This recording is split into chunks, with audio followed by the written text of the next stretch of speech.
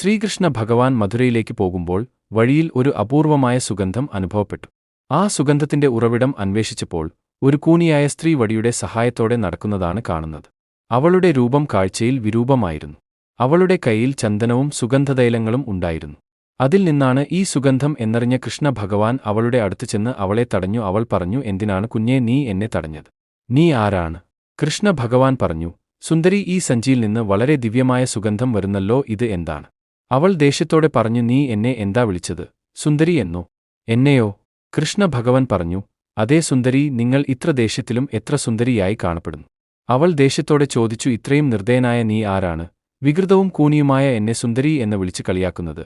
ആളുകൾ എന്നെ കൂനിയെന്നും അരൂപയെന്നും കുബ്ജയെന്നുമെല്ലാം വിളിച്ച് കളിയാക്കുന്നു. എനിക്ക് എത്ര ദുഃഖമുണ്ടെങ്കിലും ഇത് എന്റെ സത്യമാണ്.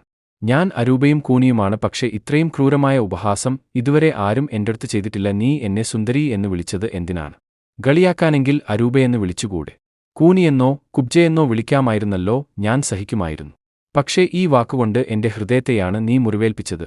ഒരു വയ്യാത്ത ഒരാളെ എത്രയും ക്രൂരമായി ഒരിക്കലും കളിയാക്കരുത്. ഇങ്ങനെ പറഞ്ഞു അവൾ കരയാൻ തുടങ്ങി. കൃഷ്ണ ഭഗവാൻ പറഞ്ഞു, ഞാൻ സത്യം മാത്രമേ പറഞ്ഞുള്ളൂ. അവൾ അതീവ ദേഷ്യത്തോടെ, സത്യമാണെന്നോ? കുരൂപമായ മുഖവും കുനിയ ശരീരവും നിനക്ക് സുന്ദരിയായി തോന്നുന്നുവോ?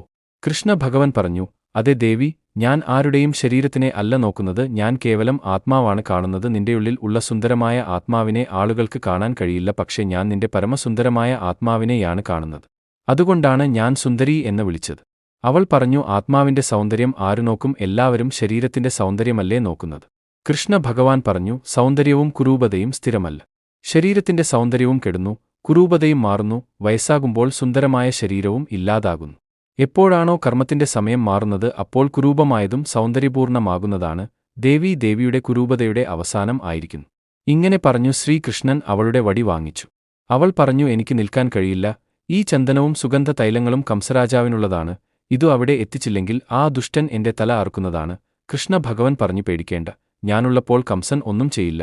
ഈ ചന്ദനം ഞാൻ എടുത്തുകൊള്ളാം. അവൾ പറഞ്ഞു, പ്രഭു, എനിക്കറിയില്ല നീ ആരാണെന്ന്. പക്ഷേ ഈ ചന്ദനവും സുഗന്ധതൈലവും എന്റെ സർവസ്വവും നിന്നിലർപ്പിക്കാൻ ആരോ എന്റെ ആത്മാവിൽ ഇരുന്ന് പറയുന്നത് പോലെ. പ്രഭു, ഇതെല്ലാം അങ്ങേക്കുള്ളതാണ്, എടുത്തുകൊള്ളൂ. കൃഷ്ണ ഭഗവാൻ ചിരിച്ചു. എന്നിട്ട് അവളുടെ തോളിൽ കൈവച്ച് അവളെ നേരെ നിർത്തുകയും അവളുടെ ശരീരത്തിലെ കുരൂപം മാറി സുന്ദരിയായ സ്ത്രീയായി മാറിയിരിക്കുന്നു.